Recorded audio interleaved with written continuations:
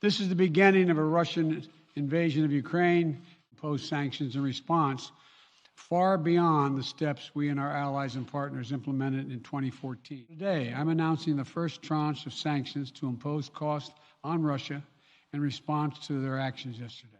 Russia will pay an even steeper price if it continues its aggression, including additional sanctions. The United States will continue to provide defensive assistance to Ukraine in the meantime. I have authorized additional movements of U.S. forces and equipment already stationed in Europe to strengthen our Baltic allies, Estonia, Latvia, and Lithuania. Well, good afternoon. Yesterday, Vladimir Putin recognized two regions of Ukraine as independent states. And he bizarrely asserted that these regions are no longer part of Ukraine and their sovereign territory. To put it simply, Russia just announced that it is carving out a big chunk of Ukraine. Last night, Putin authorized Russian forces to deploy into these regions.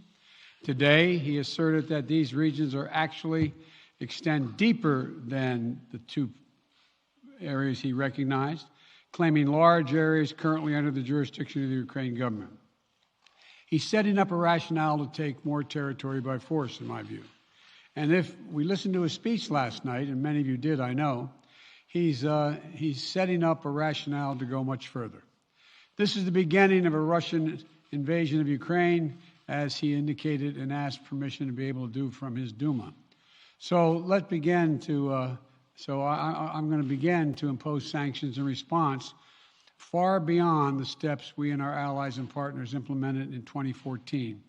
And if Russia goes further with this invasion, we stand prepared to go further as with sanctions.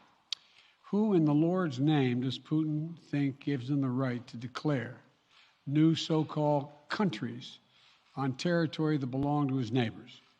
This is a flagrant violation of international law, and it demands a firm response from the international community.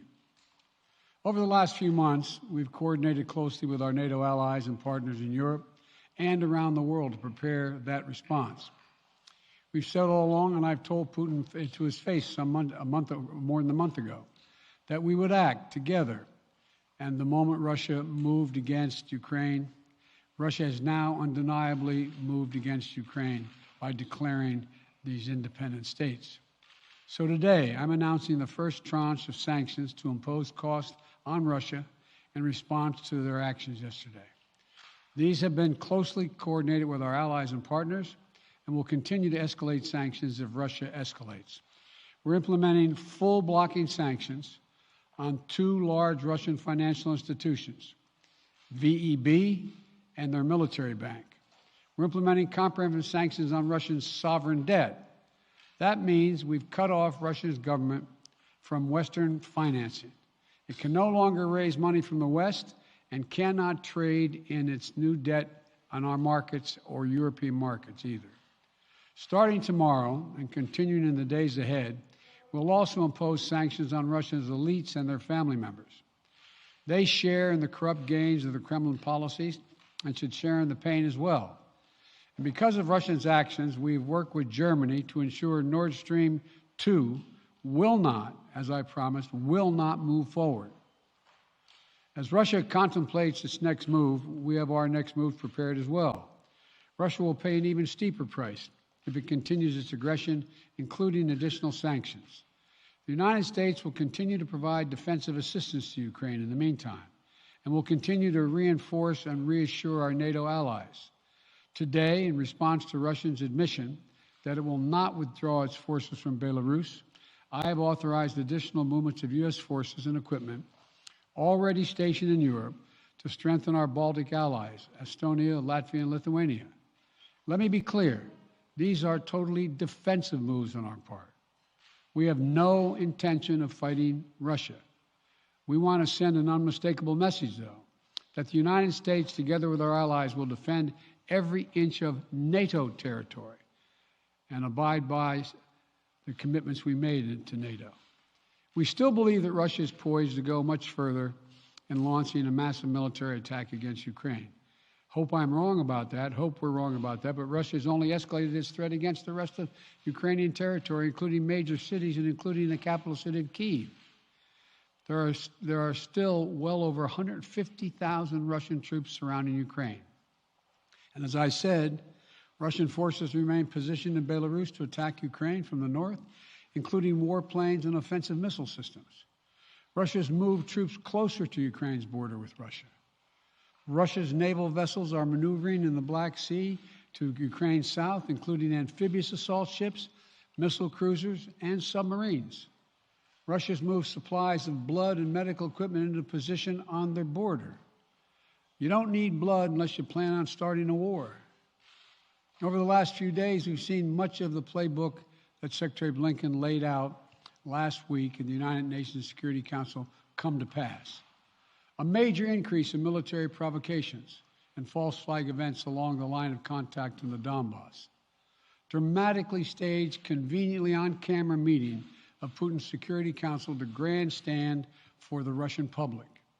And now, political provocation of recognizing sovereign Ukrainian territory as so-called independent republics in clear violation, again, of international law.